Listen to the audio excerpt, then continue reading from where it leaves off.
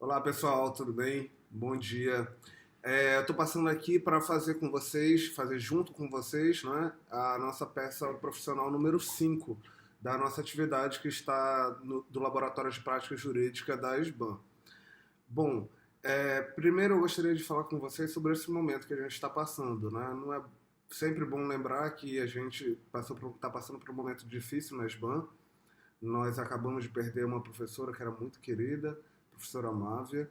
Ela tinha laços de amizade com vários conhecidos, não só dentro da instituição, mas em outros locais que o direito também chega.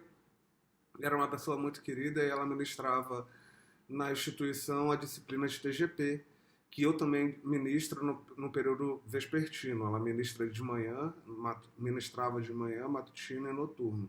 Então, é um período muito complicado. E vocês também perderam, né? A gente perdeu um discente, vocês perderam um amigo também do 10º período que também veio a falecer de Covid. Então a gente está buscando ao máximo meios para que vocês não tenham prejuízo no processo de aprendizagem. Né? A gente sabe que tem algumas instituições que estão completamente paradas, sem fornecer aula aos alunos, mas a gente está buscando, vocês estão vendo que a instituição está buscando meios de tentar minimizar os impactos desse período tão grave que a gente vive. Para a nossa turma, não vai alterar muita coisa, porque as aulas do laboratório, elas são sempre virtuais, né? A gente sempre vai ter esses encontros virtuais, eu vou postar as atividades para vocês, mas no escritório modelo a gente vai ter um impacto significativo nessa atividade que vocês vão definir com a professora Jaqueline e com o professor Gilmar como que isso vai se dar. Mas sem mais enrolação, o que eu queria falar para vocês é que vocês têm que se cuidar, se cuidem sempre, mantenham-se sadios, usem as medidas de proteção e vamos tentar passar por esse período conturbado nas nossas vidas, tá bom? Então vamos lá para a nossa questão de hoje. A peça profissional número 5, ela dizia exatamente assim: Rômulo Delgado Silva, brasileiro, viúvo, empresário, portador da identidade 113, CPF 114, residente domiciliado na rua tal, Boa Vista, Roraima, em entrevista com seu advogado, declara que foi sócio da pessoa jurídica Delgado Jornais e Revistas Listas, sendo retirado há 2 anos e 8 meses da empresa. Que foi surpreendido com a visita de um oficial de justiça em sua residência, que da primeira vez o citou para pagamento de uma dívida trabalhista de 150 mil, oriunda da 50ª Vara do Trabalho de Roraima, no processo número tal, e em seguida, 48 horas depois, retornou e penhorou o imóvel que reside, avaliando pelo valor de mercado de 180 mil, que tem apenas este imóvel, no qual reside com sua filha, já que é viúvo, que o oficial de justiça informou que há uma execução movida pela ex-empregada Sônia Cristina de Almeida contra a empresa, que por não ter adimplido a dívida, gerou um direcionamento da execução contra os sócios, que foi ao fórum e fotocopiou todo o processo, agora entregue ao advogado, que nas contas homologadas, sem que a parte contrária tivesse vista, foi verificado que a correção monetária foi calculada considerando o mês da prestação dos serviços, ainda que a sentença fosse omissa a esse respeito. Que ao retomar para penhorar o imóvel, o oficial de justiça informou que a dívida havia aumentado em 10%, porque o juiz aplicou a multa do artigo 523, parágrafo 1º do novo CPC. Diante do exposto, elabore a medida judicial adequada para a defesa dos interesses do entrevistado, sem criar dados ou fatos que não foram informados. Então, gente, via de regra, no início, vocês já sabem que vocês não precisam criar mais nada. Tudo que está na questão é o que vocês precisam. A gente tem o direcionamento, é a 50ª Vara do Trabalho. Nós temos o nome da parte, nós temos a qualificação dela, né? Então a gente tem o número do processo, a gente já sabe tudo que a gente precisa. Não precisa criar nenhum dado. Se você criou alguma petição com um dado para a nossa atividade, eu vou considerar ainda assim, porque eu entendo que você está treinando e você quer complementar conforme o modelo que rege o CPC, porque aqui não tem, por exemplo, e-mail ou qualquer outra coisa. Se você quiser colocar, não tem problema, você não vai ser penalizado por isso e é bom para você ir treinando para a vida real. Né? Mas para a prova da OAB, não criem dados, vocês sigam exatamente o que diz o questionário da pergunta. Então vamos lá. Qual é a ação no processo de execução que o devedor vai se utilizar para apresentar defesa no processo de execução? A gente sabe que não pode ser uma contestação, porque o processo de execução não se admite contestação. Contestação é um instrumento de defesa que é típico de processo de conhecimento.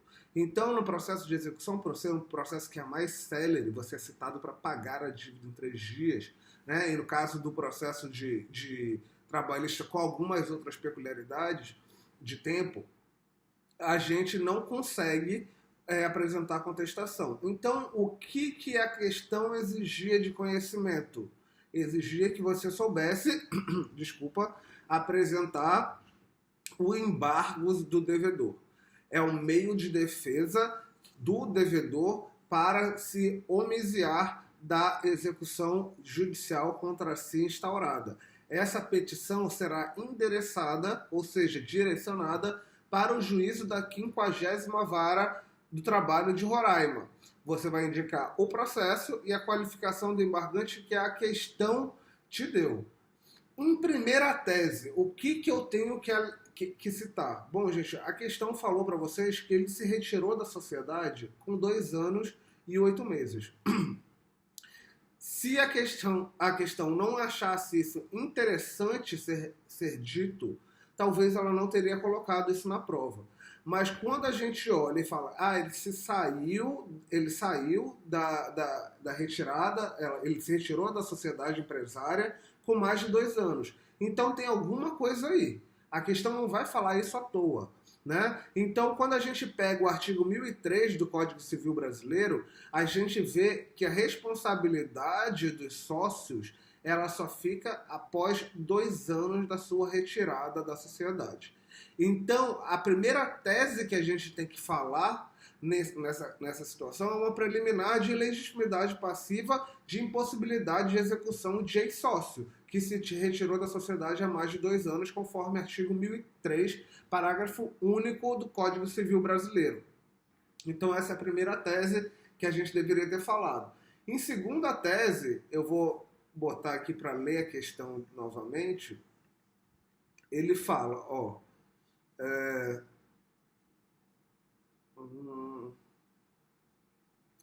que o oficial de justiça foi surpreendido em sua residência. Veja o que ele fala, que ele estava em casa, é o local que ele mora, né? Residência, o local que ele mora. E que em seguida, né, 48 horas depois, o oficial de justiça retornou e penhorou o imóvel que reside. Gente, quando a gente está falando, ele penhorou o imóvel que ele reside, e logo depois ele fala que tem apenas esse imóvel no qual reside com sua filha, já que é viúvo, ou seja, é o único bem que ele possui.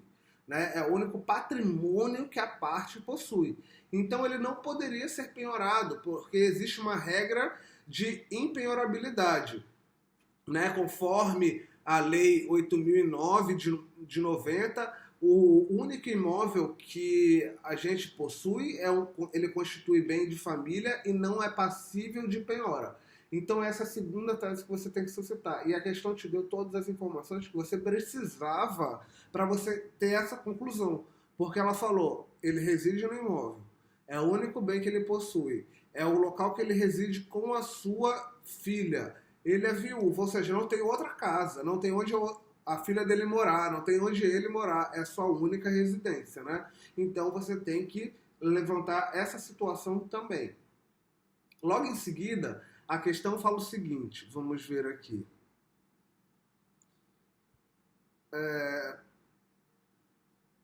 Que ele tirou cópia e entregou ao advogado, e que nas contas que foram homologadas pelo juiz, sem que ele tivesse vista, foi verificado que a correção monetária foi calculada considerando o mês da prestação de serviço, ainda que a sentença fosse omissa a esse respeito.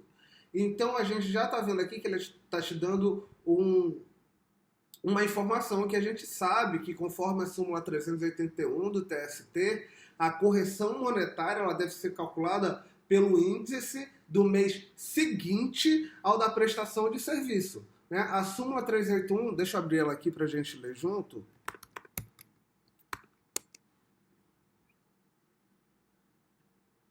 Só um minuto, deixa eu abrir aqui. Ela tem, a súmula 381, a seguinte redação.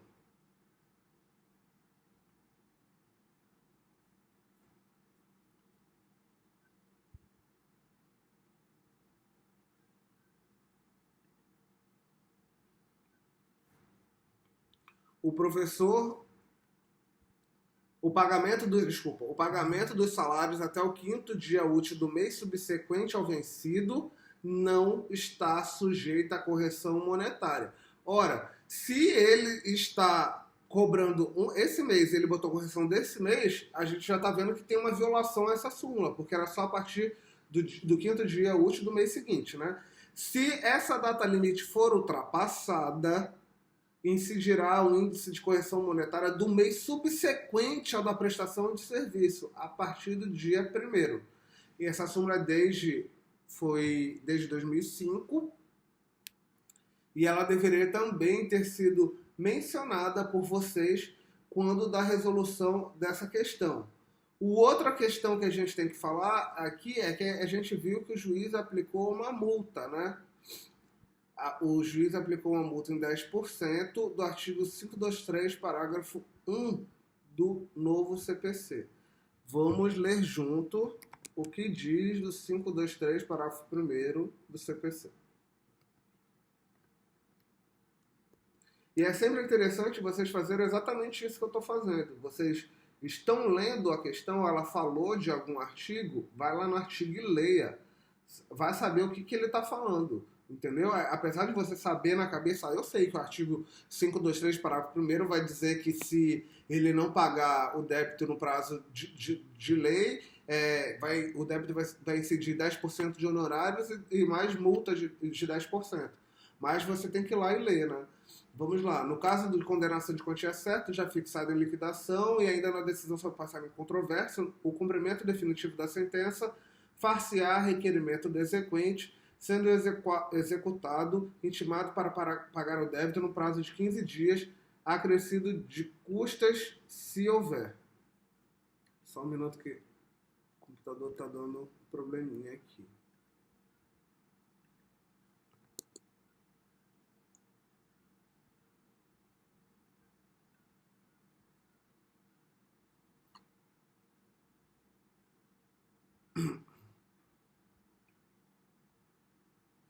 Bom, aí você viu, então, aí parágrafo 1º, né, a gente estava lendo. Não ocorrendo pagamento voluntário no prazo do caput, o débito será acrescido de multa de 10% e também honorário de advogado em 10%. Ou seja, a gente está pegando uma regra que está dentro do CPC, que está falando sobre cumprimento definitivo de sentença que reconhece a exigibilidade de obrigação de pagar quantia certa e está querendo aplicar essa disposição na Justiça do Trabalho.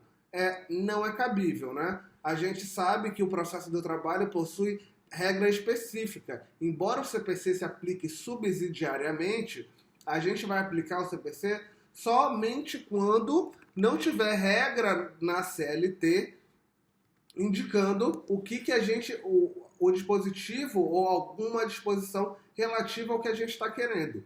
E no caso da CLT, o artigo 880, ele vai explicar qual é a multa que se paga no caso de dívida trabalhista. Vamos lá ler o artigo 880 juntos. Requerida execução, o juiz ou o presidente do tribunal mandará expedir o mandado de citação e execução, a fim de que cumpra a decisão ou o acordo no prazo, pelo modo e sob as condições estabelecidas, ou, quando se tratar de pagamento em dinheiro, inclusive de contribuições sociais devidas à União, para que o faça em 48 horas ou garanta a execução, sob pena de penhora. O mandado de citação deverá conter a decisão exequenda ou o termo do acordo não cumprido. A citação será feita pelos oficiais de diligência. Se o executado não fosse executado 2 vezes, será feita a citação por edital. Né? Então, ele fala que a pena de multa? Não, o artigo 880 fala claramente que se você não fizer o pagamento, você sofrerá a penhora. Ele coloca a penhora como se fosse uma pena e não multa de 10% da dívida. Então, essa multa também seria incabível, né? Então, você teria que utilizar esse instrumento jurídico, tá? Com essas teses que a gente mencionou aqui. Curiosidade, se você não utilizou embargo à execução e quis utilizar embargo de terceiro, a gente também vai ter aceitado. Por quê? Por qual motivo que a gente vai utilizar embargo de terceiro? Porque a dívida de uma empresa que eu integrava quanto sócio, que não sou mais sócio e não respondo mais. Então, na verdade, eu também posso ser considerado um terceiro que não faço parte dessa relação jurídica, conforme a nossa tese preliminar que a gente suscitou. Então, a gente vai aceitar tanto o embargo de terceiro quanto o embargo à execução. Se você tiver feito alguma dessas duas, parabéns, você acertou. Se não, continue treinando. A gente já tem uma atividade pendente e logo depois, quando terminar o prazo, a gente vai gravar um vídeo do mesmo jeito fazendo toda a nossa atividade. Tá bom, pessoal? Um abraço, bons estudos e se cuidem, tá? Por favor, mantenham o isolamento social e as medidas de proteção sanitária. Abraço.